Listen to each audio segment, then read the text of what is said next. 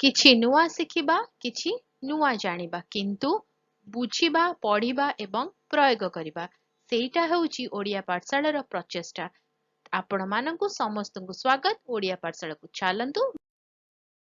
आज वीडियो रे डिस्कस करिबा त्वरण। लास्ट वीडियो रे परिवेग विषय रे पढिथिले तो आज जानिबा एक्सेलरेशन विषय रे काहाको कुआ जाय एक्सेलरेशन ता फार्मूला ता यूनिट ता सहित जानिबा कि फाइनल वेलोसिटी जोटा लास्ट वीडियो रे पेंडिंग अछि ए सब जिंस जानिबा आज वीडियो रे। तो फर्स्ट आरंभ करिबा एक्सेलरेशन कहले हमें कोन बुझंती।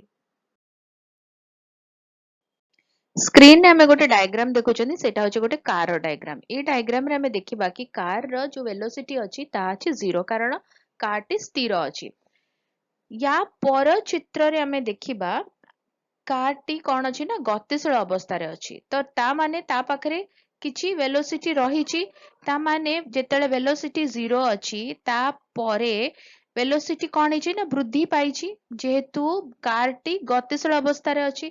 सेते बेले कोन अछि ना एक्सेलरेशन जोटा हमें बे जानिबा एक्सेलरेशन माने हैला जेते बेले वेलोसिटी मध्य रे परिवर्तन आसे समानुक्रमे माने 0 थिला वेलोसिटी 5 हे गला बा वेलोसिटी 10 थिला कौन हे गला ना 5 हे गला ए जो चेंजेस आसेला वेलोसिटी मध्य रे विथ टाइम ताको ही कहबा एक्सेलरेशन बा त्वरण। बुझियला तेबे जिबा सेंटेंस रे बुझिबा कि केमिति हमें ताको डिस्क्राइब करि परिबा त्वरण को ता सहित ता फार्मूला जानिबा। त्वरण कौन व्हाट इज एक्सेलरेशन समय सहित परिवेगरे परिवर्तन हार को त्वरण कुहा जाय। ता सहित त्वरण होची एक सदिश राशि एक वेक्टर क्वांटिटी कौन पाइना सीए परिमाण आउ दिग सहित कार्य करे ता माने एक्सेलरेशन न क्वांटिटी थाए ता सहित डायरेक्शन मध्य रही थाए। एक्सेलरेशन फार्मूला हला अंतिम परिवेग माइनस प्रारंभिक परिवेग डिवाइडेड बाय समय अवधि ता माने final velocity minus initial velocity divided by time duration. सेटा को जदी हमें आउतरे रिप्रेजेंट करिबा परिवेग रे परिवर्तन डिवाइडेड बाय समय अवधि। A is equal to Vf minus Vu divided by T. Vf है फाइनल वेलोसिटी Vu है इनिशियल वेलोसिटी ताको हमें लिखि पारिबा A acceleration equal to delta V by T ता माने वेलोसिटी रे परिवर्तन डिवाइडेड बाय टाइम ड्यूरेशन जोंठारे कि A होची त्वरण डेल्टा V होची परिवेग रे परिवर्तन T होची समय अवधि। बुझियला तो ए हिसाब रे हमको कैलकुलेट करिया को पड़िबो एक्सेलरेशन। त्वरणर एकक बा यूनिट ऑफ एक्सेलरेशन होची एसआई यूनिट रे मीटर पर सेकंड स्क्वायर। ता सहित गतिशील वस्तुर त्वरण थिले वस्तुर गति को त्वरान्वित गति कुहा जाय। जदि गोटे गतिशील वस्तु अछि आउ सेतिरे त्वरण अछि एक्सेलरेशन अछि ताको कुहा जाय एक्सेलरेटेड मोशन बा त्वरान्वित गति।